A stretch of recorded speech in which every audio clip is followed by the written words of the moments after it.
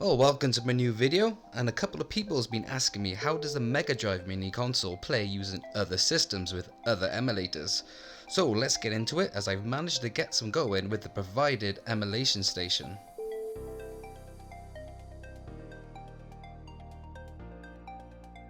So let's kick off with some Game Gear.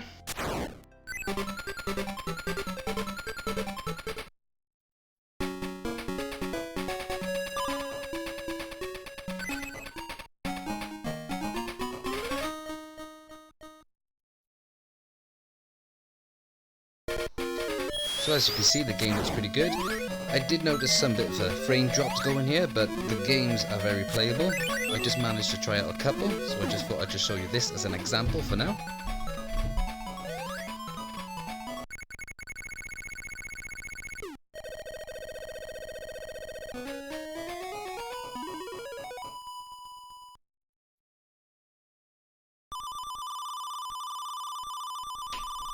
The next one I will try out is the Sega Master System. So I've just popped in a couple of ROMs just to test it out.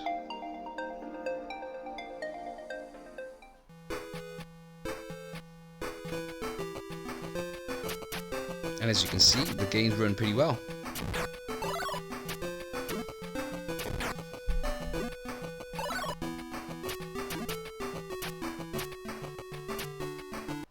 So let's move over to the Game Boy Advance. So I've got a few more ROMs here.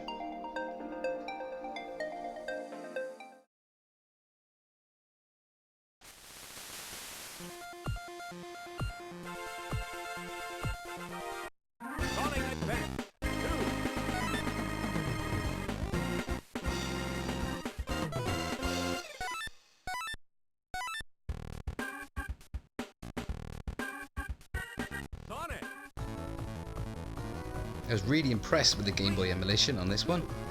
The games were really great, the ones that I did test anyway.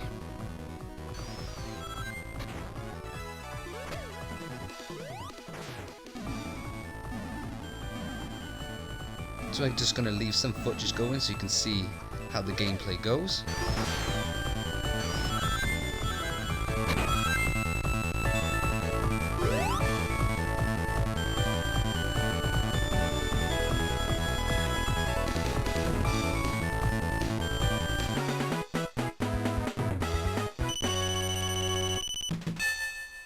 So let's move over to the Super Nintendo, which a lot of people's been asking and looking forward to seeing how this console plays. So let's boot up some F-Zero. Now the boot time does depend on the speed of your SD card. I've got a pretty standard cheap one and it seems to be working fine.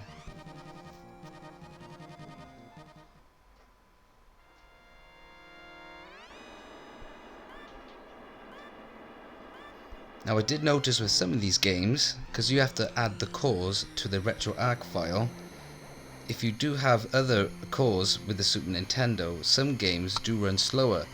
So I've managed just to download all the cores that are provided on the link that I'll send below. I just put them all in the core folder, and for some reason it seems to pick the favorite and the best run emulation core. So that now these games are running a lot better. So you can also apply shaders with just holding down the start button. So one I like is just the one called the Nearest, and that seems to really pop out the pixels a lot better. So you can also save this shader as a global or a core preset. So that just means and then that shader will be applied to all the games in that emulator.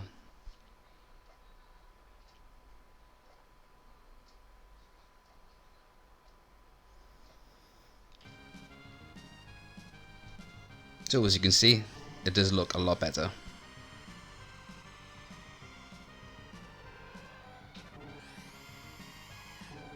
Just another example. I'm gonna go with Final Fight 3.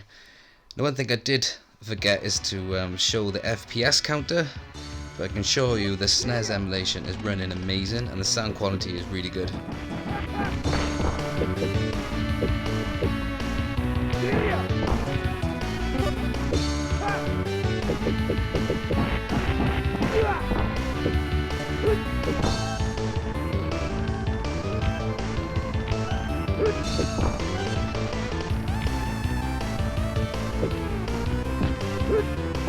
So let's head over to the Sega 32X, one I was looking forward to. Hoping this will be a 32 dedicated micro console. So I was going to go with Spider-Man. First time I ever played this, so don't expect much skills.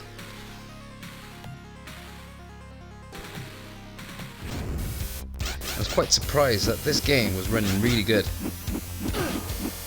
I did try Primal Fear, or the dinosaur game, the fighting one, and I noticed some really bad latency with that one. But for the Spider-Man game and this one, they seem to run pretty flawless.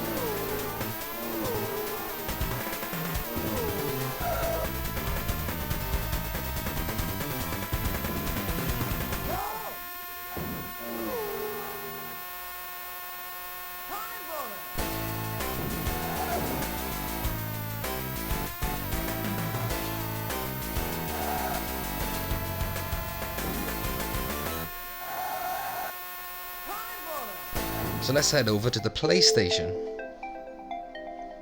So I just checked a couple of ROMs for an example. So I'm going to boot up some Strider. It does say that the PlayStation BIOS file was not found for better compatibility, and because I've only got these two games, these games I'm going to show you did run really well and didn't ask for a BIOS. But if you guys could show me how to install the BIOS into this, that'd be absolutely great, because I may come across some compatibility issue in the future. So as you can see, the game's booting up fine.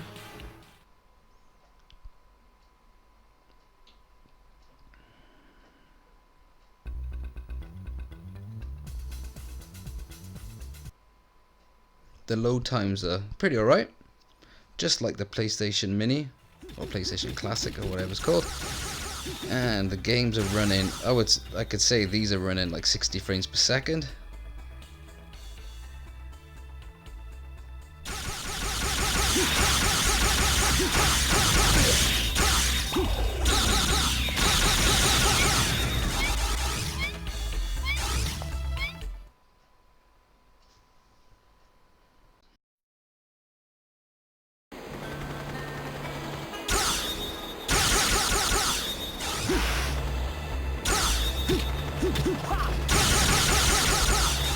So for my next example, I thought I'd show you a more graphical heavy game for the PlayStation 1, and perhaps one of my favourite games on the system, and to my surprise it was running pretty awesome. So as you can see now, the load times are pretty good, and the film clips themselves are compatible and they run really smooth.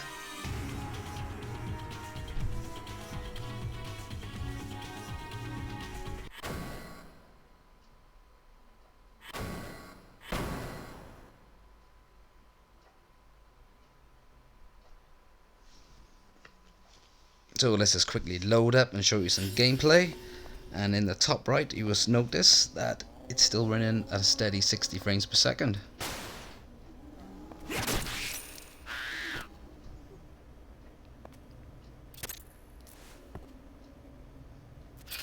one thing I did try as well is through the menu system. By holding down Start, you could change the resolution to be higher, much like the PlayStation Classic can if you mod it. So once I enabled that, it does warn you that it does put a lot of strain on the unit, and the frame rates just dropped almost half, and it was not that good. So I do advise not to include the higher resolution mode.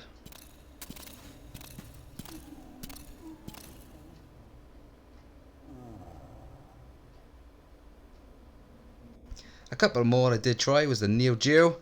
As you can see, it's noticed my ROMs, but they just weren't booting up. And the same again with my MAME, but MAME is a bit of a complicated system because some ROMs depend on different emulators through MAME, and I haven't got my head around that.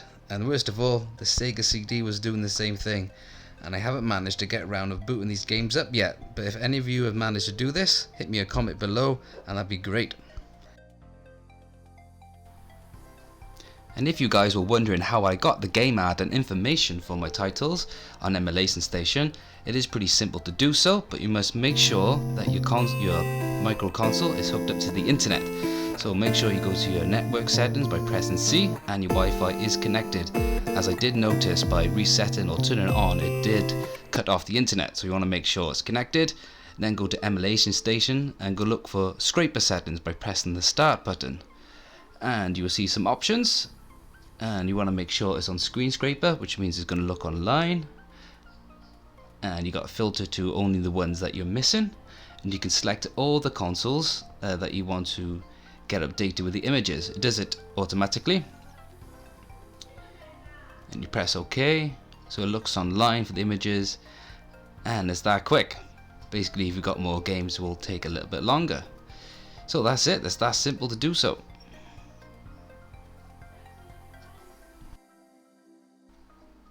So moving on to the next thing I'd like to show you to how to set up, which I'm pretty excited to do so. I am pretty new to Emulation Station and to Retro Core, but you can unlock achievements. So the first thing you need to do is set up a profile on retroachievements.org.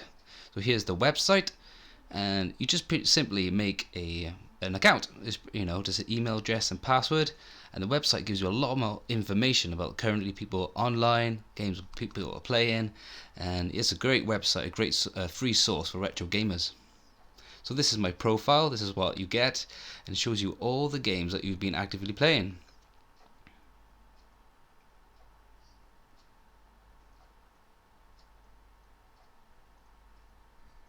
So after you've created a profile, you want to head back to the Mega Drive Mini and open RetroArch. And you want to make sure your console is connected online again.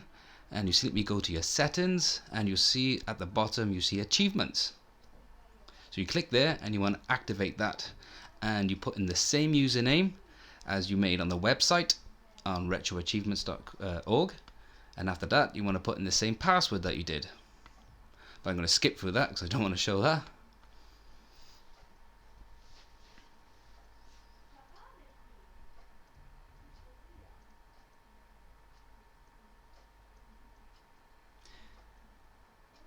So you can activate the badges, so that's what pops up when you've achieved one of the achievements, which is pretty good. You can also select the unofficial achievements, but I'd just like to click that off. And you also have hardcore mode, which means all those cheats and stuff can be deactivated. So we want to make sure now the configuration is saved, so it's kept your username and password with RetroArch. And head back to Emulation Station.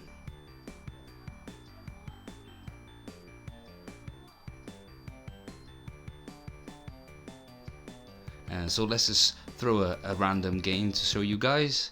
Let's go with some Golden Axe 3. I'm pretty new to this game.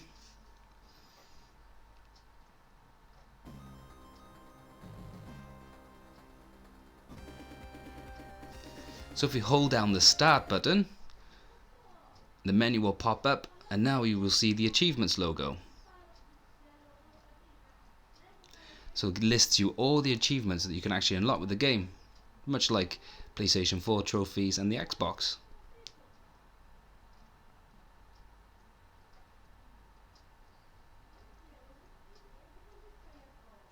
So I'm just going to pop on a shader just to make the game look a bit better.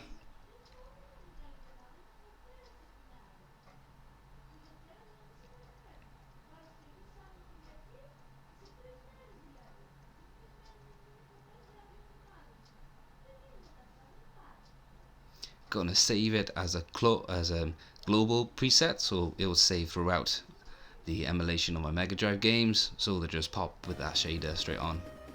So let's crack on and try and unlock ourselves my first trophy. And it seems you can't select the dwarf. He's from the original game. He was my dude. Alright, let's just go for this guy.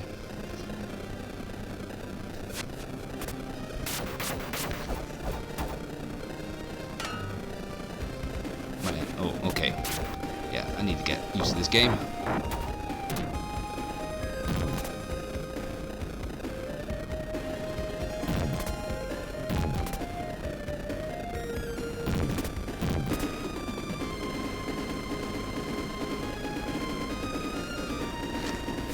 Yeah, controls are not that well, I don't seem to get on with this game as much as the original, but it's still pretty fun.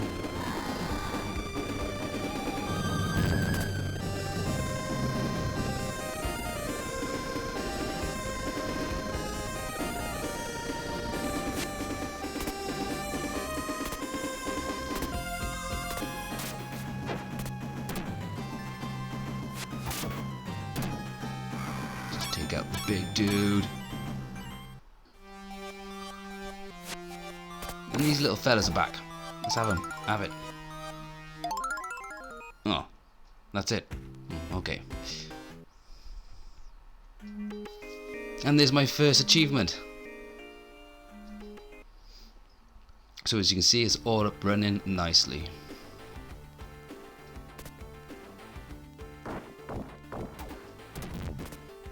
Some errors I did come across, some couple of bugs, is that some of the button mapping would change if I would have jumped from emulation station to RetroArch. It gets a bit frustrating, but hopefully we'll get some patches in the near future. So also some game compatibility do have some issues, so not all games do run properly, but the ones I have tested, and there's a fair amount of them that run perfectly fine. Well, I hope you enjoyed this video, and I do hope that this has helped you out to setting up your Mega Drive Mini with the recently new released Project Lunar mod. So if you like this video, hit that button, click subscribe to help and support this channel, leave your comments below, and I'll catch you guys on the next video.